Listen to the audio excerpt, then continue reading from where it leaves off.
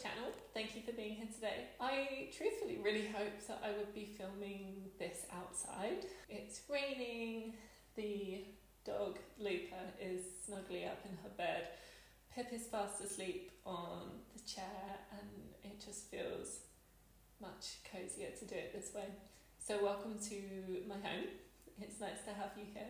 Today I'd like to talk about something that I have really discovered about myself, and maybe I've always known, but I've really understood it recently. And I wanted to talk about that because if I had watched a video about this long ago, then I think my life up until now would have been a lot easier and had so many more moments of joy. I would just love to share that with anybody who might also need to hear this and might resonate with what I have to say in this video.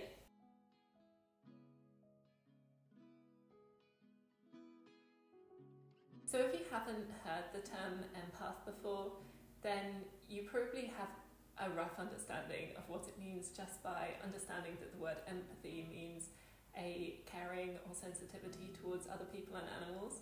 I had heard the term empath many times over my life and kind of knew that I was one just because I knew that I had this sensitivity towards people and animals, but I didn't really know the extent of what it meant.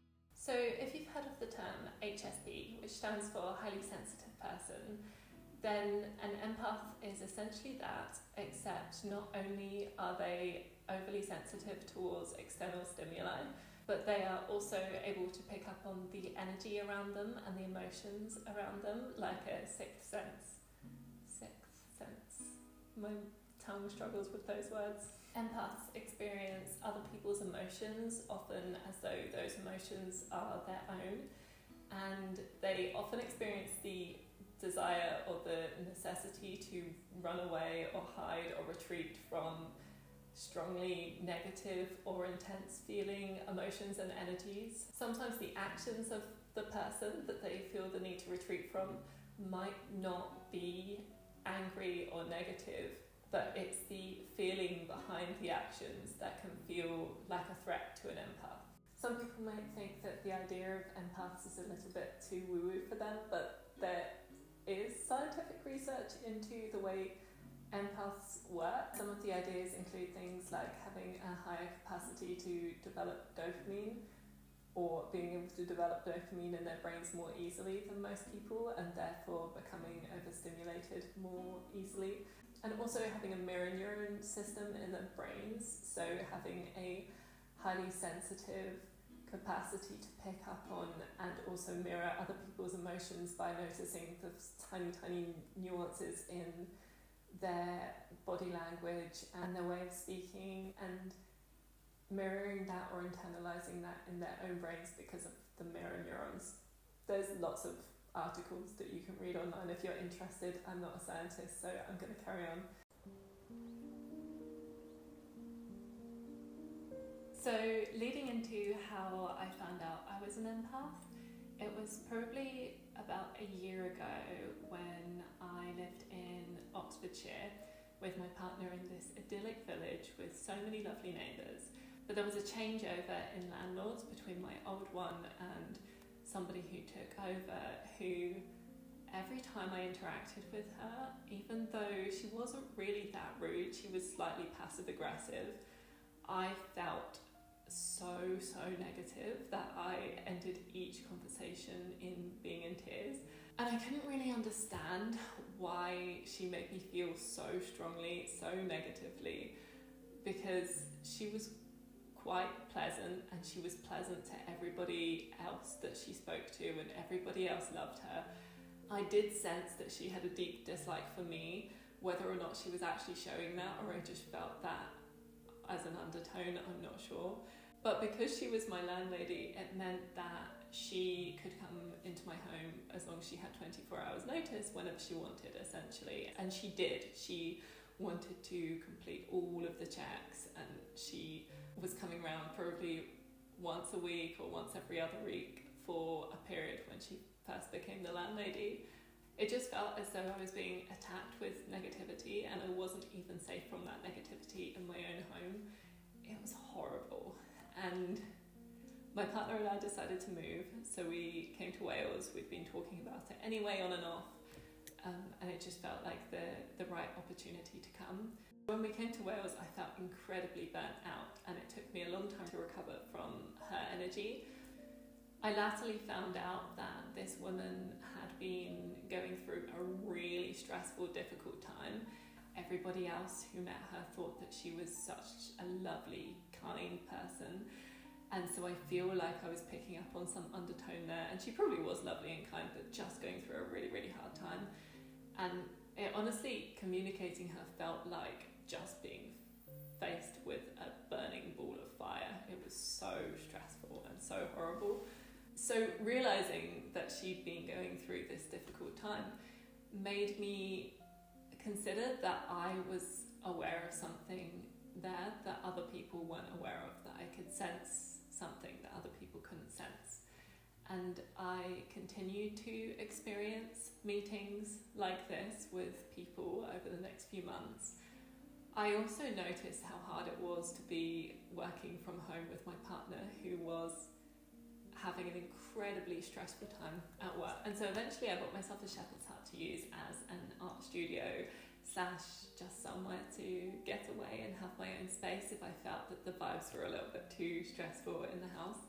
And Alex actually copied me and bought his own one. So now neither of us are in the house in the daytime most of the time. It wasn't really until I gave myself the space to be in my shepherd's hut and started setting boundaries as well, in terms of not being on my phone all the time, not being so readily available, having a little bit of space to step back. It wasn't until then that I started to recharge my energy and feel so much better.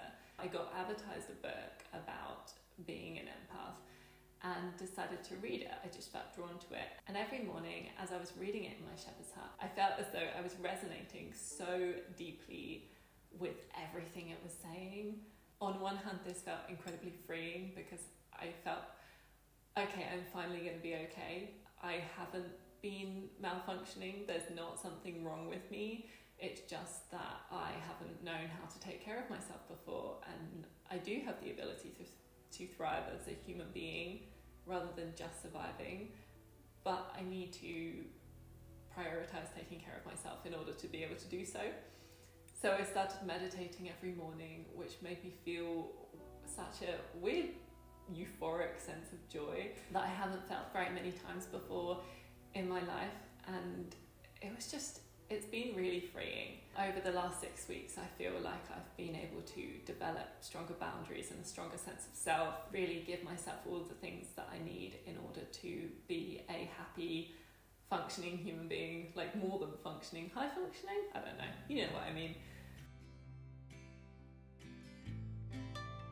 So if you're watching this and you're wondering if maybe you might be an empath, or maybe somebody you know is one, I have a list here of the signs of being an empath. So we've got feeling drained when exposed to strong emotions, avoiding violent or intense media, naturally being the person both friends and strangers confide in and come to for advice.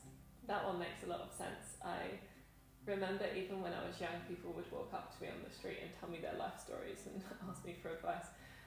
Having overwhelming feelings of intimacy with new friends or love interests, really resonate with that one as well. Every time I have a new friend, especially if that friend is also an empath, I notice myself getting so entangled with their emotions and their identity that I kind of lose myself a little bit and I take on loads of their qualities and traits.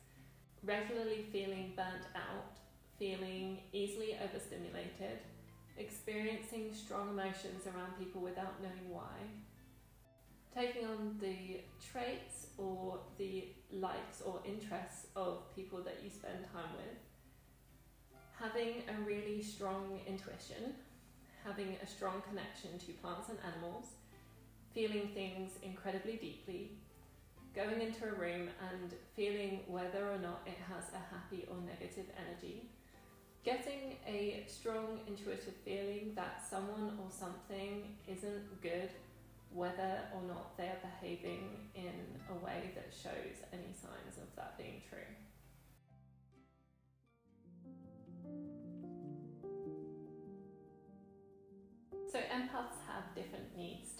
most people. And one of the main things that they need is alone time. And not just alone time scrolling on their phones, which is something that empaths especially feel drawn to doing when they're burnt out, because it allows them to disassociate. And this is actually self-sabotage, because empaths more than anybody feel really overwhelmed by spending a lot of time on social media, because they're constantly receiving energetic downloads from everybody else who uploads stuff to the platforms.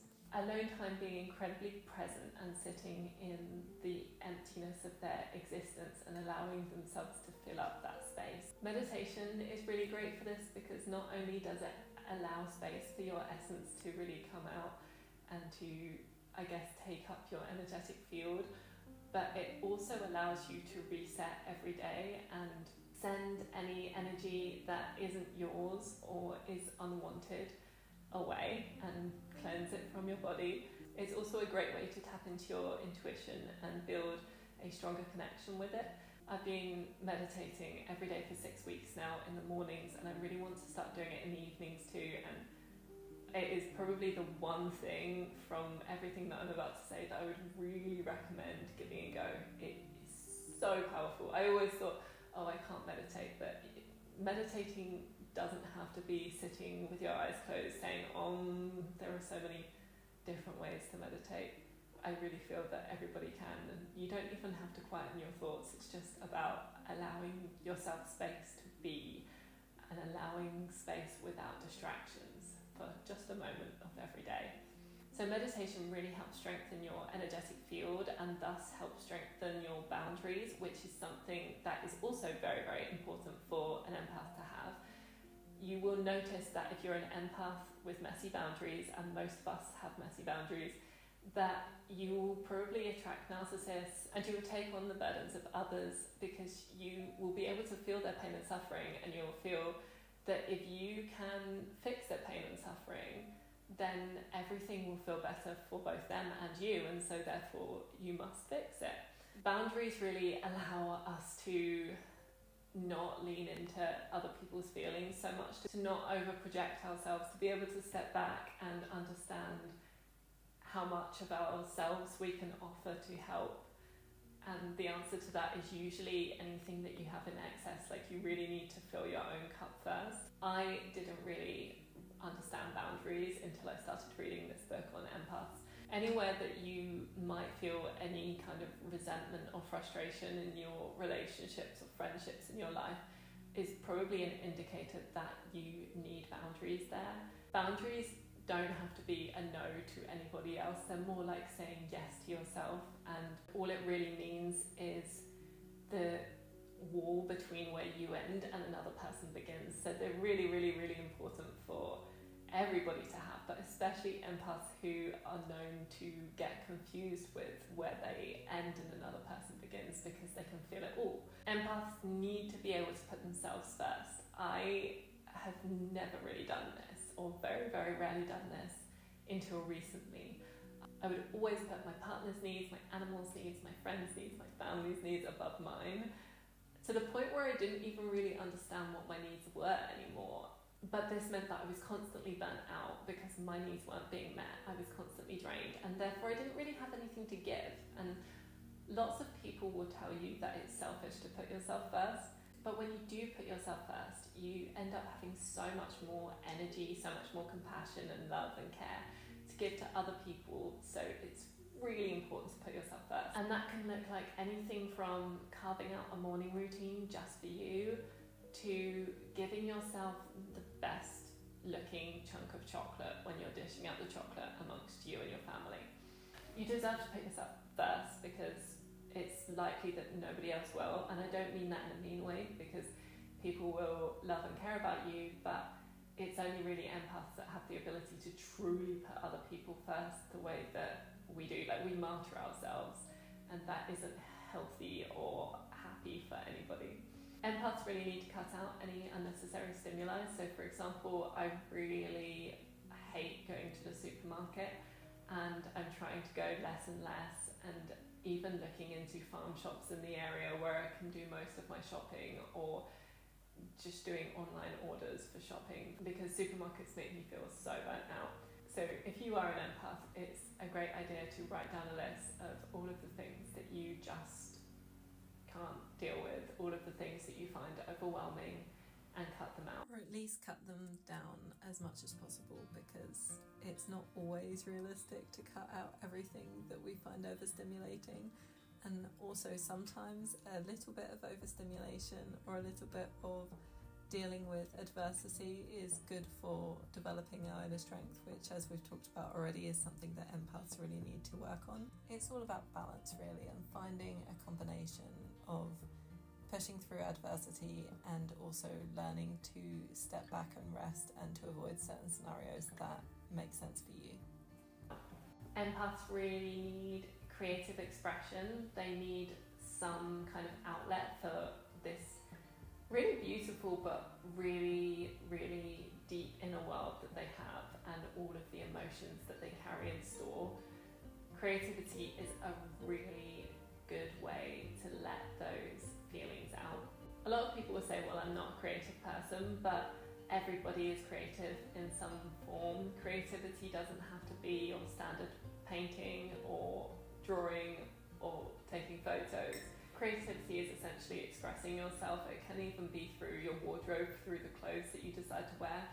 But a creative practice, even just for fun, one that you don't share with anybody, is so, so important for an empath to be able to thrive. There have been so many months where I've been really burnt out and I haven't felt like creating anything, and I have just felt stale on my insides. So I'm starting to learn that I need to create regularly to be able to cope as a human being. Empaths also really benefit from time in nature, because nature doesn't demand anything of you. If you can feel the energies around you, the chances are you can feel the energies of the trees that you are walking by, or the grass that is under your feet. And some people might think that's a little bit much for them, and that's fine. But we can all agree there's so much research in the scientific world on the benefits of spending time in nature for your mental health. Even just a 10-minute walk every day in a green space, whether that's your local park or whether you are lucky enough to live near somewhere a little bit more wild, it can do so much good. And if you don't have a green space near you, then maybe even just caring for a plant inside your house, like growing a flower from a seed, for example, on your windowsill, or caring for your houseplants, maybe that would also give you some of the benefits from nature. Having a calm space in your home that is just for you is really, really beneficial to empaths, and I know that not everybody has the luxury of having a space that can be just theirs. But even if that space is just a desk where you go to sit and draw, for example, in the evenings, or you go to sit and read if you have a special chair and you can say, this is my chair and nobody can sit in this chair. Just a sacred space that has only got your energy in it. My shepherd's hut is so ugly, honestly, like it really needs a lot of love. But it has brought so much to my life, just having that space. And before I had it, I remember having little tables or desks or things over the years where I would stow away and write, or stow away and paint. And it really does bring so much benefit to have a space just for you. Movement is a great way to release stored up energy, and not the kind of repetitive movement that you do in a lot of exercise routines, for example, or lifting weights. Natural movement, so for example running or swimming, or I really like dancing and I'm not very good at it, but there's nothing that can make me feel better on a morning than putting on some cheesy music and having a good old dance to it. Spending time presently in general is really beneficial. If you have animals, if you've got pets, or if you have any children in your life, maybe they're your own or maybe they're someone else's, spending time around them is a really great way to pull you into the present moment. And finally, I feel like we could go on forever here, and I truthfully might make another video just about this, because it's a topic I'm really passionate about, if you can't tell. Something that's really beneficial and important for not only empaths but human beings, especially if you're a sensitive one, is to build on your endurance. And empaths might have a smaller endurance because they feel so much more, that normal situations feel really overwhelming to them.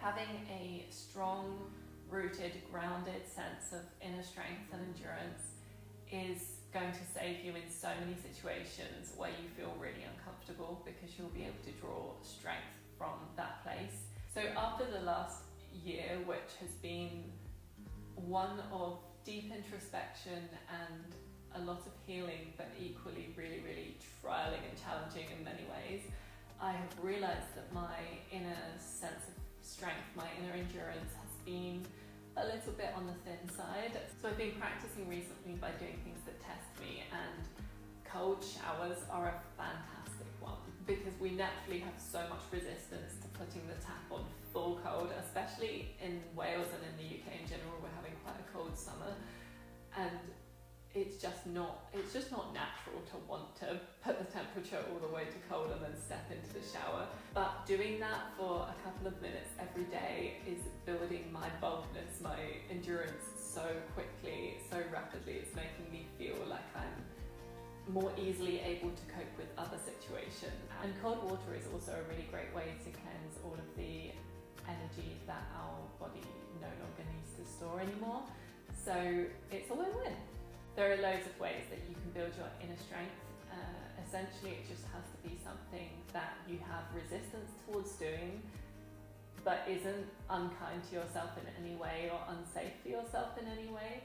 And then pushing against that resistance every day, a little bit more until you notice your inner strength muscles really getting strong. So that's about all I have for today on Empaths. I've been implementing some or all of those things into my life for about 6 weeks now, and I cannot tell you how much more positive, how much more grounded, how much stronger, how much more stable I feel just by a bit of self-care every day. It is incredible how much of a change I have felt within me, and I really hope that anybody who resonated with any of that, if you go on to pick any of the things up from this video, that you feel that really positive change as well. I'm looking forward to learning and sharing more about being an empath and about living in the Welsh countryside. Soft living, seasonal living, self-care, all of that good stuff you'll be able to find on my channel very shortly. Thank you for being here. I really appreciate you taking the time out of your day to watch this. I hope it brought you some benefits. And if you would like to comment, follow along, I would love to hear from you. I really love connecting to people and sharing experiences about all of this stuff. So please feel free to reach out and follow along for the journey by clicking subscribe. I will see you in the next video. Bye bye.